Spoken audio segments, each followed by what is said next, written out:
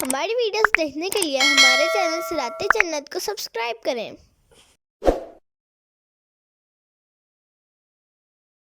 وَلَا تَلْمِزُوا أَنفُسَكُمْ وَلَا تَنَابَزُوا بِالْأَلْقَابِ، اور آپس میں کسی کو طعنہ نہ دو اور ایک دوسرے کے برے نام نہ رکھو۔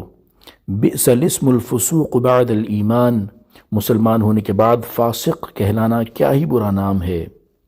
وَمَن لَّمْ يَتُبْ فَأُولَٰئِكَ هُمُ الظَّالِمُونَ، اور جو توبہ نہ کریں تو وہی ظالم ہیں۔ تفسیر صراط الجنان۔ وَلَا تَلْمِزُوا أَنفُسَكُمْ، اور آپس میں کسی کو طعنہ نہ دو، یعنی قول یا اشارے کے ذریعے ایک دوسرے پر عیب نہ لگاؤ، کیونکہ مومن ایک جان کی طرح ہے۔ جب کسی دوسرے مومن پر عیب لگایا جائے گا تو گویا اپنے پر ہی عیب لگایا جائے گا۔ حدیث میں طعنہ دینے کی بہت مذمت بیان کی گئی ہے۔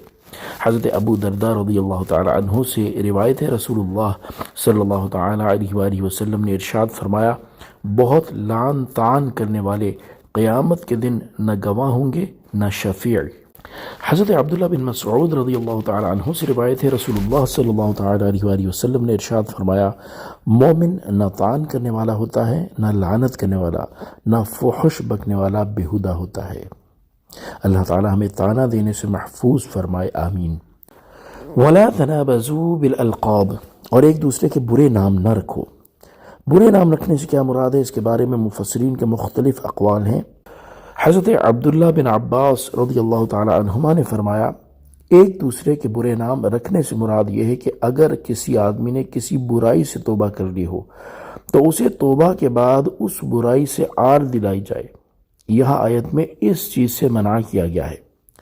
حدیث پاک میں اس عمل کی وعید بھی بیان کی گئی ہے، جیسا کہ حضرت معاذ بن جبل رضی اللہ تعالی عنہ سے روایت ہے، رسول اللہ صلی اللہ تعالی علیہ وآلہ وسلم نے ارشاد فرمایا، جس شخص نے اپنے بھائی کو اس کے کسی گناہ پر شرمندہ کیا تو وہ شخص اس وقت تک نہیں مرے گا جب تک کہ وہ اس گناہ کا ارتکاب نہ کر لے۔ بعض علماء نے فرمایا کہ برے نام رکھنے سے مراد کسی مسلمان کو کتا یا گدھا یا سور کہنا ہے۔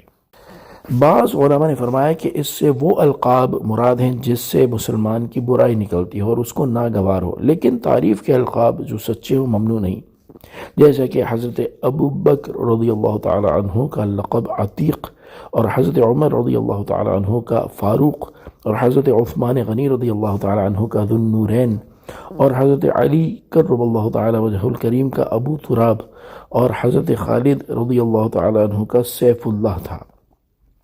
اور جو القاب گویا کے نام بن گئے اور القاب والے کو ناگوار نہیں، وہ القاب بھی ممنوع نہیں، جیسے اعمش اور اعرج وغیرہ۔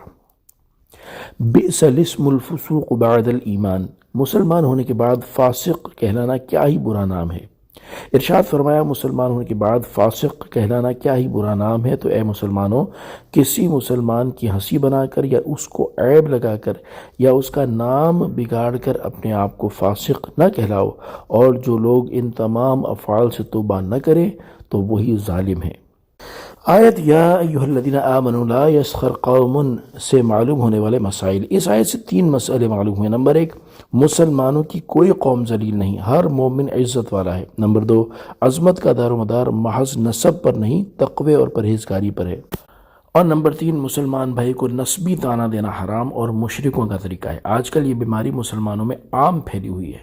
نسبی طعنہ کی بیماری عورتوں میں زیادہ ہے۔ انہیں اس آیت سے سبق لینا چاہیے، نامعلوم بارگاہ الہی میں کون کس سے بہتر ہو۔ صلو علی الحبیب صلی اللہ تعالی علی محمد صلی اللہ تعالی علیہ وآلہ وسلم۔